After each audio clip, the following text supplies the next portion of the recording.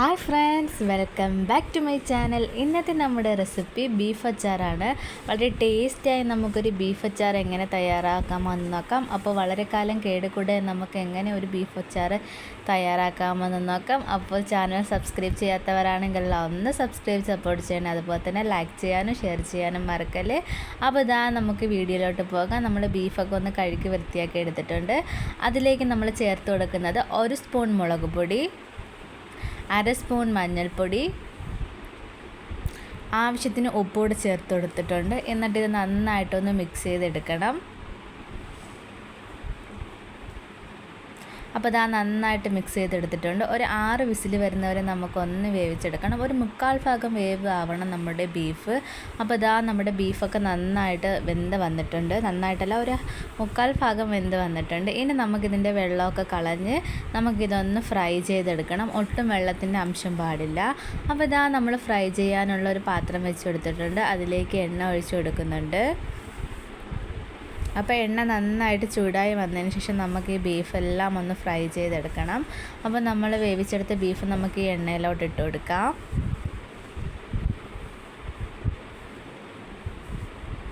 അപ്പോൾ കുറേശ്ശെയാണ് നമ്മളിത് ഫ്രൈ ചെയ്തെടുക്കുന്നത്. അപ്പോൾ ഇതാ ബീഫിൻ്റെ ഒരു സൈഡൊക്കെ നന്നായിട്ടൊന്ന് മൂത്ത് വന്നിട്ടുണ്ട്. ഇതുപോലെ ഒന്ന് ഇളക്കി കൊടുത്ത് നന്നായിട്ട് ബീഫ് ഫ്രൈ ആയി വരണം.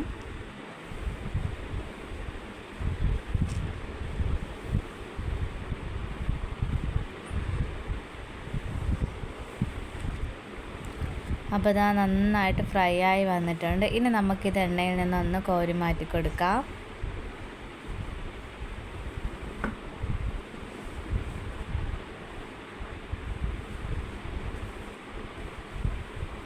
അപ്പോൾ ബാക്കിയുള്ള ബീഫ് കൂടെ നമുക്ക് ഇതുപോലെ തന്നെ ഫ്രൈ ചെയ്തെടുക്കണം. നന്നായിട്ട് ഫ്രൈ ചെയ്തെടുക്കണം. എന്നാലേ നമ്മുടെ അച്ചാറിന് നല്ല ടേസ്റ്റ് ഉണ്ടാവുകയുള്ളൂ.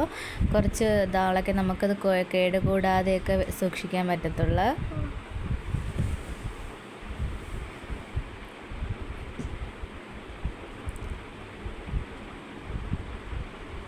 അപ്പോൾ ബാക്കിയുള്ളതും കൂടെ നമ്മൾ ഫ്രൈ ചെയ്തെടുത്തിട്ടുണ്ട്.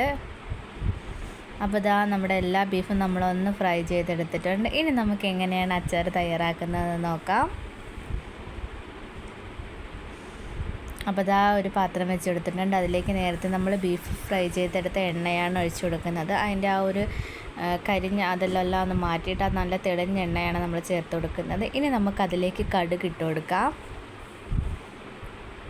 അപ്പോൾ കടുക് നന്നായിട്ടൊന്ന് പൊട്ടി വന്നതിന് ശേഷം നമ്മൾ അതിലേക്ക് ചേർത്ത് കൊടുക്കുന്നത് വെളുത്തുള്ളിയും ഇഞ്ചിയുമാണ്. വെളുത്തുള്ളിയും ഇഞ്ചി എത്രത്തോളം ചേർക്കുന്നോ അത്രത്തോളം ടേസ്റ്റ് നമ്മുടെ അച്ചാറിന് കൂടുന്നതാണ്. അപ്പോൾ വെളുത്തുള്ളി നമ്മൾ ചതച്ചതും അതുപോലെ തന്നെ വെളുത്തുള്ളി അല്ലാതെ ചതയ്ക്കാത്തതുമായിട്ടുള്ള കുറച്ച് വെളുത്തുള്ളി കൂടെ നമ്മളിതിലേക്ക് ചേർത്ത് കൊടുക്കുന്നുണ്ട്.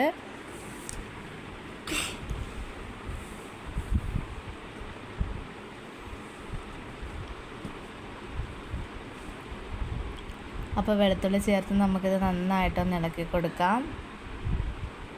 ഇത് നന്നായിട്ടൊന്ന് മൊരിഞ്ഞ് വരണം. ഒരു ബ്രൗൺ കളറായിട്ട് വരണം. ഇനി നമുക്കിതിലേക്ക് വേണ്ടത് പച്ചമുളകാണ്. ഒരു 3 പച്ചമുളക് എടുത്തിട്ടുണ്ട്. ആ പച്ചമുളക് കൂടെ ചെറുതായിട്ടൊന്ന് കട്ട് ചെയ്ത് അതിലേക്ക് ചേർത്ത് കൊടുത്തിട്ടുണ്ട്.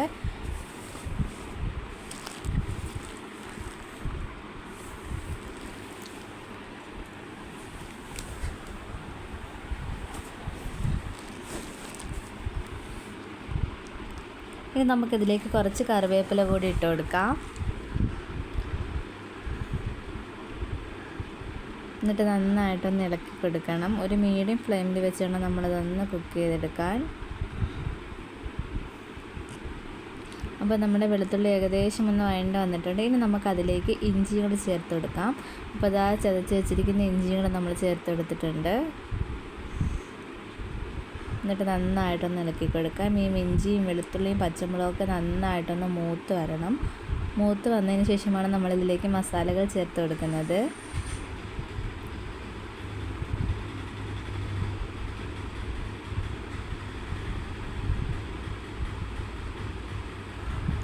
ഇതാ നമ്മുടെ വെളുത്തുള്ളി ഇഞ്ചിയൊക്കെ ഏകദേശം ഒന്ന് മൂത്ത് വന്നിട്ടുണ്ട്. ഇനിയും കുറച്ചുകൂടി ഒന്ന് മൂത്ത് വരണം. അതിന് ശേഷമാണ് നമ്മൾ മസാലകൾ ചേർത്ത് കൊടുക്കുന്നത്.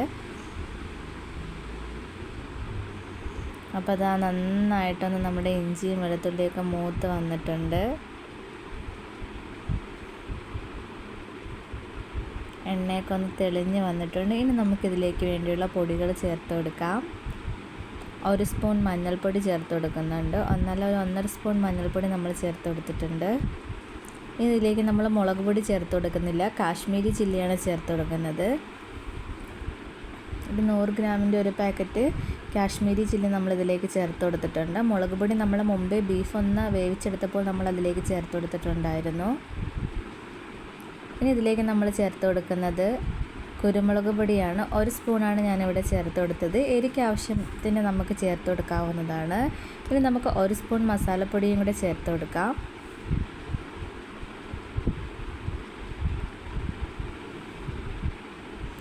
ഇനി ഉലുവ പൊടിച്ചതാണ്, അതും 1 സ്പൂൺ ചേർത്ത് കൊടുത്തിട്ടുണ്ട്. ഇതെല്ലാം ചേർത്ത് നമുക്ക് നന്നായിട്ടൊന്ന് ഇളക്കി കൊടുക്കണം. ഈ പൊടികളുടെയൊക്കെ ഒരു പച്ച മണം മാറി വരുന്നവരെ നമ്മൾ നന്നായിട്ടൊന്ന് ഇളക്കി കൊടുക്കണം.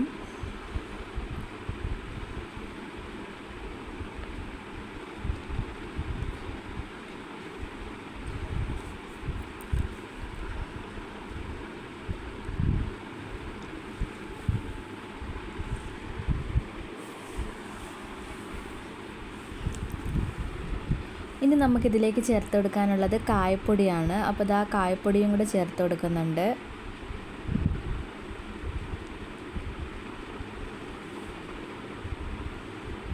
കായപ്പൊടിയും കൂടെ ചേർത്ത് നന്നായിട്ടൊന്ന് ഇളക്കി കൊടുത്തിട്ടുണ്ട്. ഒരു ലോ ഫ്ലെയിമിൽ വെച്ചാണ് നമ്മളിതൊന്ന് ഇളക്കി കൊടുക്കുന്നത്, അല്ലെങ്കിൽ നമ്മുടെ മസാലയൊക്കെ കരിഞ്ഞു പോകാനുള്ള ചാൻസ് ഉണ്ട്. അപ്പോൾ നമ്മുടെ അച്ചാറിനൊരു കയ്പ്പ് വരാനുള്ള ചാൻസ് ഉണ്ട്.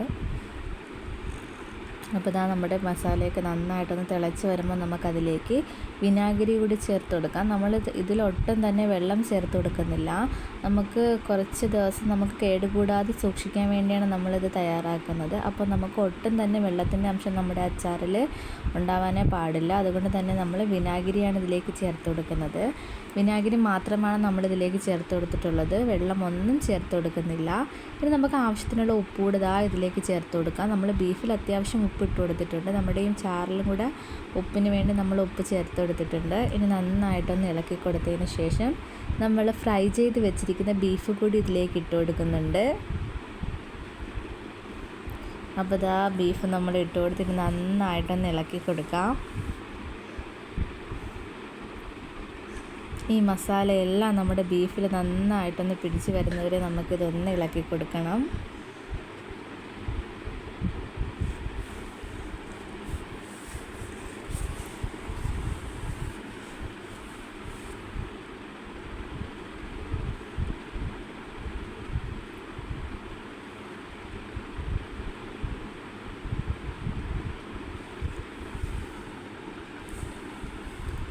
അപ്പോൾ ഇതാ നന്നായിട്ടൊന്ന് ഇളക്കി എടുത്തിട്ടുണ്ട്. അപ്പോൾ മസാലയെല്ലാം നമ്മുടെ ബീഫിൽ നന്നായിട്ടൊന്ന് പിടിച്ച് വന്നിട്ടുണ്ട്. ഈ സമയത്ത് നമുക്ക് ഉപ്പില്ലെങ്കിൽ ചേർത്ത് കൊടുക്കാവുന്നതാണ്. അപ്പോൾ ഇതാ നമ്മുടെ ബീഫ് അച്ചാർ നന്നായിട്ടൊന്ന് തിളച്ച് വന്നിട്ടുണ്ട്. ഇനി നമുക്ക് ഫ്ലെയിം ഓഫ് ചെയ്ത് കൊടുക്കാം. അപ്പോൾ നമ്മുടെ വളരെ ടേസ്റ്റി ആയിട്ടുള്ള ബീഫ് അച്ചാർ ഇവിടെ തയ്യാറായിട്ടുണ്ട്. നമുക്ക് വളരെ എളുപ്പത്തിൽ തയ്യാറാക്കാൻ പറ്റിയ ഒരു അച്ചാർ റെസിപ്പിയാണിത്. നമുക്ക് ഗൾഫിലൊക്കെ കൊടുത്ത് വിടുന്നെങ്കിൽ നമുക്ക് പെട്ടെന്ന് തയ്യാറാക്കാൻ പറ്റിയ റെസിപ്പിയാണ്. ഒന്ന് ട്രൈ ചെയ്ത് നോക്കുക. അതുപോലെ തന്നെ ഫീഡ്ബാക്ക് അറിയിക്കാനും മറക്കല്ല്.